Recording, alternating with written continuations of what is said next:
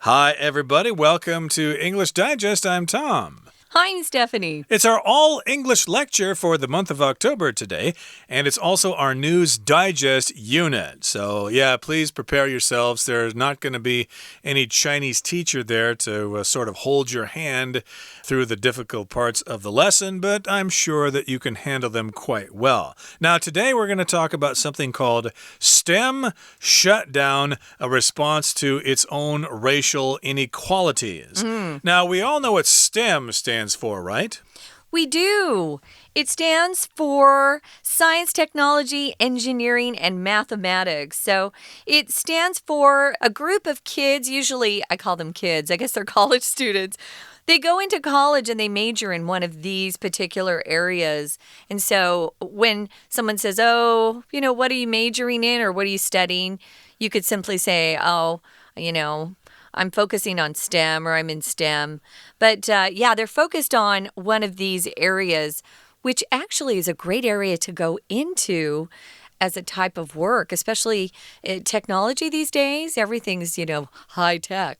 Exactly. And of course, certain sectors of the voters or of society don't choose STEM careers so much. They kind of stick to liberal arts courses like literature, language, education, history, or physical education and stuff like that. Those are, notable careers. They are noble and they're worth studying, but gee, you can't really find a high-paying job with those kinds of degrees. And if you study STEM things, you might have a better chance of getting ahead with your career in science, technology, engineering, and mathematics. So they always try to encourage, say, more women to study STEM things. They always study education or feminism and stuff like that. But they have done studies, Tom, and which is funny, is like, why aren't there more women? Well, it turns out that women aren't as interested in those areas as men. So sometimes there are reasons why certain groups of people don't enter a particular field. I wanted to say for the record, yes, you can get a higher paying starting job if you major in one of the STEM fields. But if you end up studying liberal arts, your first job may not pay well, but you may enjoy it a lot. And if you work hard, you ultimately can become, a manager, a president, a CEO, just like anybody in STEM, yeah. But there does seem to be this kind of movement to encourage more people to enter STEM careers, which I did not myself. I majored in broadcasting and stuff like that. But, science sounds interesting. That might be something worth considering. Or technology, engineering, or mathematics, or whatever. So this is a shutdown, which means that I guess people are being kept out of this particular field of study, or these fields of study. And so this also has something to do with race and racial bias. And so it's all about this today. So this is our all-English lecture on this particular subject. So let's get to it. Let's read the entire contents, and we'll come back to discuss it.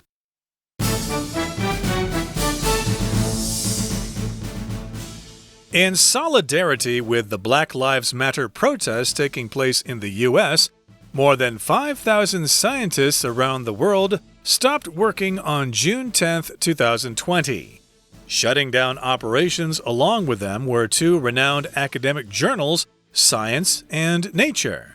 The action happened after Black Lives Matter organizers called for members of the science, technology, engineering, and mathematics community, or STEM, to focus on systemic racism within their institutions. For many, the day was spent addressing these racial inequalities and working toward long-term solutions in order to dismantle them. Organizers are well within their rights to call STEM into question. Not only do Black Americans comprise merely 9% of STEM workers in the U.S., but they also report a lower median income than their peers. Many Black American STEM employees and researchers have also reported being belittled in their workplaces. For example, some have been mistaken for janitors. Others report being referred to as the help. STEM's fight against institutional racism has been backed by leading members of the industry. For example, Reddit co-founder Alexis Ohanian resigned from the chat forum's board, urging that he be replaced by a Black candidate. Furthermore, Google has begun changing some of the language used in its code that may have racial undertones, replacing the terms whitelist and blacklist with allow list and block list. In a public statement about the shutdown, Nature recognized racial bias in its own publications and committed to ending these anti-black practices. The magazine also pledged to publish a special issue discussing systemic racism in research. No matter how crucial responses like Nature's are, they're only a tiny step compared to the immense leaps that STEM schools, labs, and workplaces need to take in addressing the inequalities inherent in their systems. While these shutdowns are a step in the right direction, much more is needed to effect real change. Okay, let's get to it, everybody. Let's talk about the STEM shutdown, a response to its own racial inequalities. So it's kind of hard to tell you exactly what we're talking about today, but a shutdown is when a company or a government or whatever just decides to stop operating for whatever reason. There's a shutdown, and it has to do with companies and websites or whatever that have to do with STEM, science, technology, engineering, and mathematics.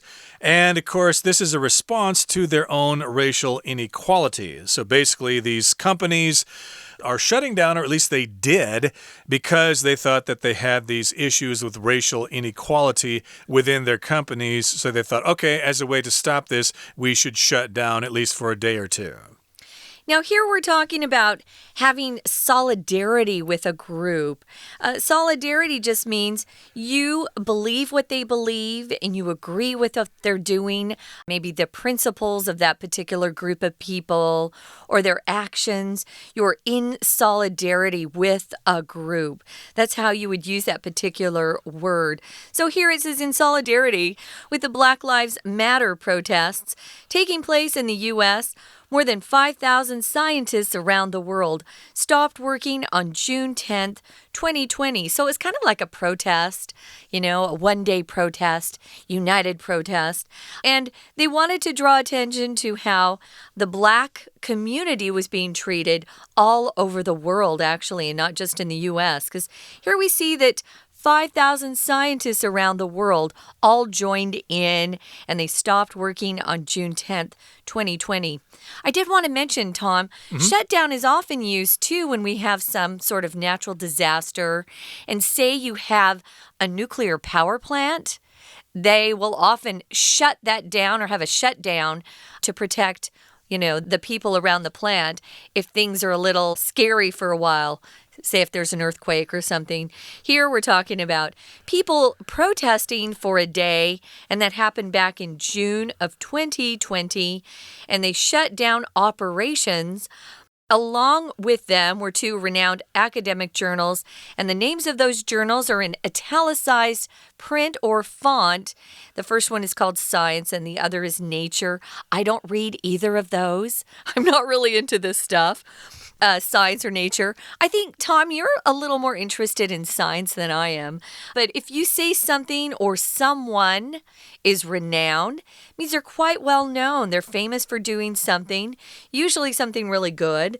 So they're talked about by a lot of people. They're famous. Maybe you've gone to a restaurant in town that's renowned for their beef noodle soup or their Peking duck. So, yeah, you can be renowned for different things. You certainly can. I think Ding Tai Fung is renowned for its dumplings. They're famous all over the world. But in any case, yes, we've got these scientists around the world, and they realize there's a problem, so they all stopped working.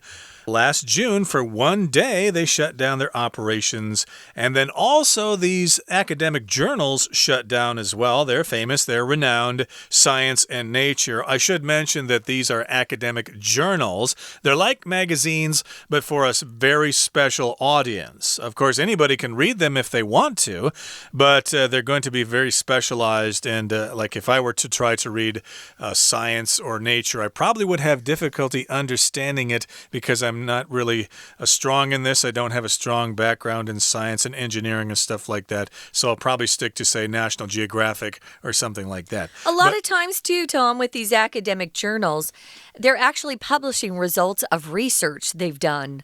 Okay. So if you're into that, you might pick up an academic journal, check out different research that is being done in different areas around the world. Yeah, academic journals. Typically, that's what they usually publish, are results from research that these scientists or professors have been doing. Depends on the field.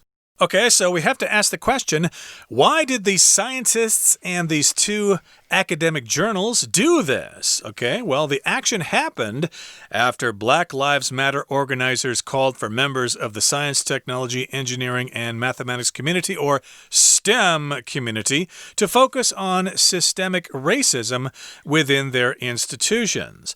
So we've got organizers of the BLM, or Black Lives Matter movement here, and they called for members of the STEM community to focus on systemic racism within their institutions. They basically said that, okay, we know that this racism is all throughout your organizations, so we want you to shut down your operations for one day in recognition of that or in solidarity with that idea. And these scientists agreed.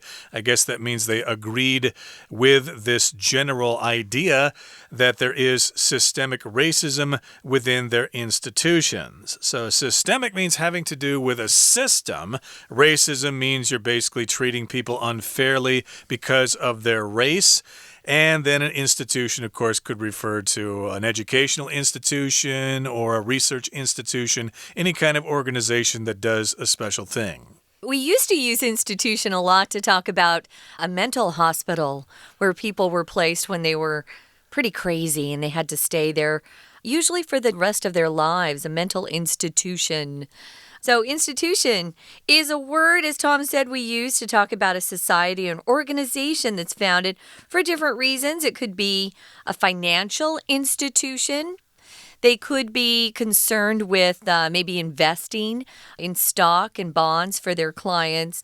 It could be a religious institution where they teach their students about, maybe it's a Christian institution, about the Bible. Could be different things. Or like I said, the mental institution is what comes to mind when I see that word sometimes.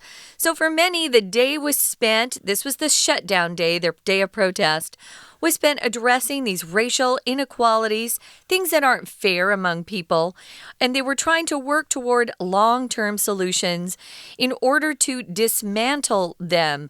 We use this word dismantle when we're taking apart something. I remember when I moved from New York City, I had a desk that my friend had helped me build in my living room, and I didn't know how to take it apart. Another word for that would be dismantle it. I didn't know how to dismantle the desk. So take apart is another way you can phrase that. But if you learn dismantle, you've got another great verb in your vocabulary that you can use. So if you dismantle something, you take it apart, take it to pieces, so it's no longer operational or operating the way it used to. Okay, so that brings us to the midway point of our discussion for today, but stay tuned. We'll be right back with some more.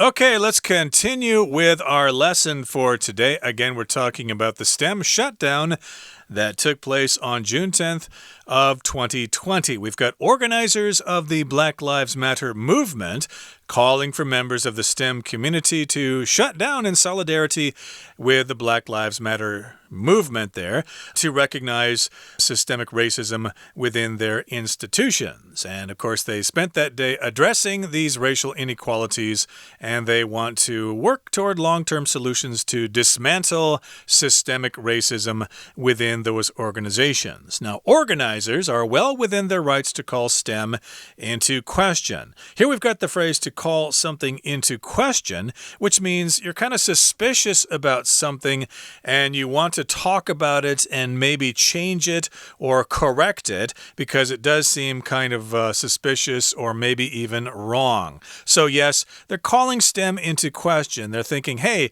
there's something going on in the STEM fields there regarding racism. So yeah, we should stop and talk about that and do something about it.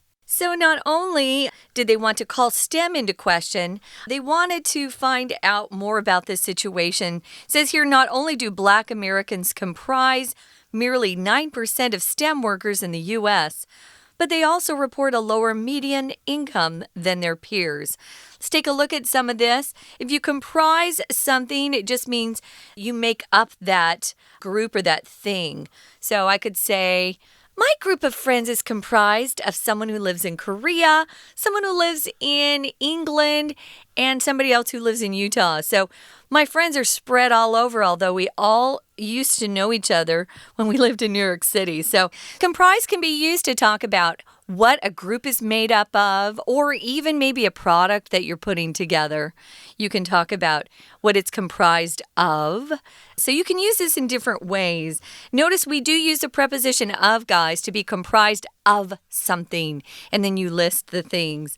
So also here, they report a lower median income than their peers. So if you're doing an average of salaries and how much people are making, that median income, that's a term we use in statistics. It means you've averaged those numbers together. So they report also that the Black Americans who are working in the STEM fields are making less money than their peers. Your peers are the people that you share a generation with, or perhaps you're all in the same field. You started working at the same time in that industry. They're your peers. They certainly are. So first of all, only 9% of STEM workers are Black, whereas I think Black people comprise 13% of the U.S. population. So 9% is less than 13%. So I guess we should have more people of the Black persuasion working in STEM fields. And also we should make sure that their pay is equal to everyone else as well, because their pay is lower than the median or the average income. And many Black American STEM employees and researchers have also reported being belittled in their workplaces. Okay? This is bad, yeah. Yeah, belittle here, that's an interesting word. Yes, they are being belittled here, which means you kind of make someone seem like they're unimportant. You kind of superior around them. Maybe you step in front of them. If they're waiting for the elevator, you kind of subconsciously step in front of them to get in the elevator. You don't include them in conversations. You kind of consider them lower than you, or you don't respect them as much, perhaps, as the people you're talking to. That's not systemic racism. That's just racism. So if you have those sorts of situations, I would call attention to them. That's terrible. Here's another example. Some have been mistaken for janitors. That's terrible. So maybe people aren't used to living around a large Black community, and they just, don't have any experience with it. There are a lot of people who just don't understand what it's like. I think one of the best things you can do is talk to people. I have some Black friends, and I talk to them about this, and I said, how are you feeling? Do you feel like this? And it's good to have these conversations. So, yeah, you should never mistake someone to be a janitor, although I think we should be treating janitors just as well as we do the CEO. That's my opinion. I agree with that. A lot of my best friends were janitors, and I was a janitor myself in the past. Me too. So in any case, yes, I guess the situation would be there's a Black person there, and you say, oh, can you go clean up the bathroom? It's kind of smelly in there. And the person will say, well, I'm not a janitor. I'm actually the chief engineer in the R&D department. Exactly. There. So yeah. That's basically what they're saying here. Don't assume things about people. Exactly. And also, others report being referred to as the help. That kind of reminds me of a movie. There was a movie called The Help. Yeah, which of course is referring to Black people, and they tend to think Black people are there to help out the white people. Back in the 1950s. Exactly, yeah, I think that's when that movie took place. My wife likes that movie, actually. But, That was really good, actually. Okay, very good. But let's move on now to the next paragraph here. STEM's fight against institutional racism has been backed by leading members of the industry. So yes, again, these scientists and these journals are fighting against systemic racism or institutional racism. I guess that's the same thing. And their fight has been backed by leading members of the industry. Backed here just means supported. So yes, members of the industry are supporting these people who stopped working for a day. For example, we've got Reddit co-founder Alexis Ohanian. This person resigned from the chat forums board, urging that he be replaced by a black candidate. Alexis, I'm glad they told us it was a guy because actually Alexis can be a girl's name or a guy's name. Both are okay. And as you know, Alexis, who is the voice for, Amazon? Yeah, you're right. That's a female voice, actually. So Reddit is a social media site where people get on, and it's kind of a chat forum, which just means people on social media can use this particular website. It's got different chat rooms, you could say, depending on your topic of interest. And you can join and, give your opinion on whatever. So he's co-founder, which means he actually set up Reddit, developed Reddit, and he himself resigned because he thought he should be replaced by a black candidate. I'm not sure what race Alexis is, so we'll just have to leave it at that. But that was his protest move. So I guess he was walking the talk, which is a phrase we use to say, yeah, you can say you believe that, but do your actions prove that? I think that he was trying to say, it's more than just saying it. I'm going to demonstrate how important this is to me because I'm going to resign and I want a black candidate to be my replacement. Yep, he's urging people do that. He's suggesting that. He wants that to be the result. He wants the next person in charge to be actually black. And furthermore, Google has begun changing some of the language used in its code that may have racial undertones, replacing the terms whitelist and blacklist with allow list and block list. So even Google itself is deciding to change their own language here to cope with this particular problem of systemic racism within the STEM industry. So yes, they've changed some of their language used in their code. Code usually refers to like computer code, right? Yeah, it does. It's their algorithms, their computer coding. If you guys out there are in the STEM fields and you're studying tech, you're probably learning how to code, which is a great area these days. There's a lot of need for computer programming. So instead of using a whitelist and blacklist, they're using allow list and block list. If you have racial undertones just means it's not just in your face. It's more of a feeling that something gives you, an undertone, kind of a subtle feeling that something gives you.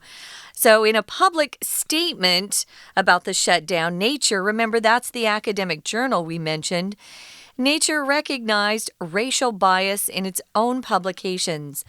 When you talk about someone's bias, it just means that's their prejudice, that's their view, and it's usually based on how they grew up, their own experiences. And if you have a bias against or for something, you're either in favor or against one thing or another. And it's usually used in a way we consider to be unfair. So if you're biased towards the color green, people who like purple might be very upset about that. But to be biased is not naturally good. You want to be fair to everyone, fair to a situation, and fair to people, especially people who you work and live around. It's very important for us to treat each other well, regardless of color. Treat everybody well. Indeed. So they recognize this is going on in their own company there. This particular academic journal, Nature, recognize that they do have racial bias in their own publications, whether it be in the content of their articles or the composition of their workforce, of their scientists, the people who work there and stuff like that. So yes, maybe they only accept research papers from white scientists or primarily white scientists. It should be based on your work, Indeed, or they have a bias toward people who apply for jobs there based on names that sound white versus names that sound black, etc. Could be, yeah. That has been suggested as going on all over the place these days. But the magazine also pledged to publish a special issue discussing systemic racism in research. There you go. Research. So here we've got the word pledge, which means to promise to do something. Sometimes also you make a pledge. That could be a noun there, to make a pledge or to pledge money. If you've ever participated in a marathon or something, yeah, and you pledge money or you get people to pledge money. If I run 26 miles, then you'll give me, like, say, $20 every mile I run as your pledge for this charity that I'm running for. Yeah, it's very similar to promise, the way it's used here. So they promise to publish a special issue discussing systemic racism in research. No matter how crucial responses like nature's are, they're only a tiny step compared to the immense leaps that STEM schools, labs, and workplaces need to take in addressing the inequalities inherent in their systems. Inherent is a pretty high-level word.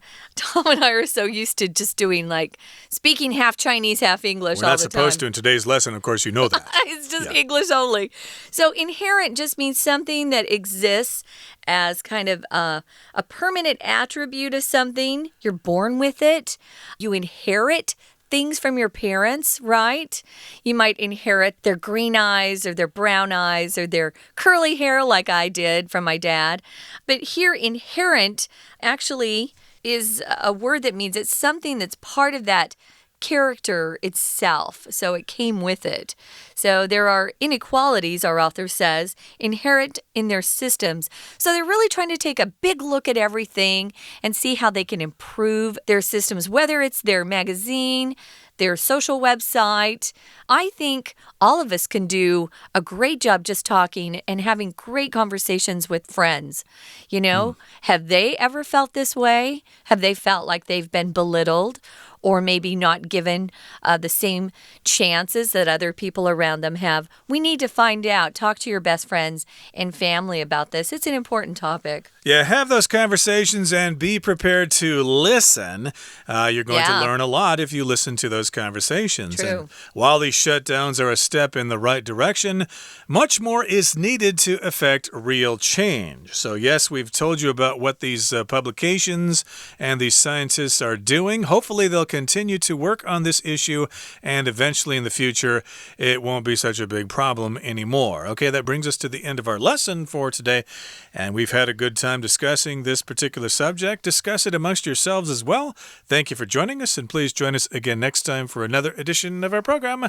From all of us here at English Digest, I'm Tom. I'm Stephanie. Goodbye. Bye.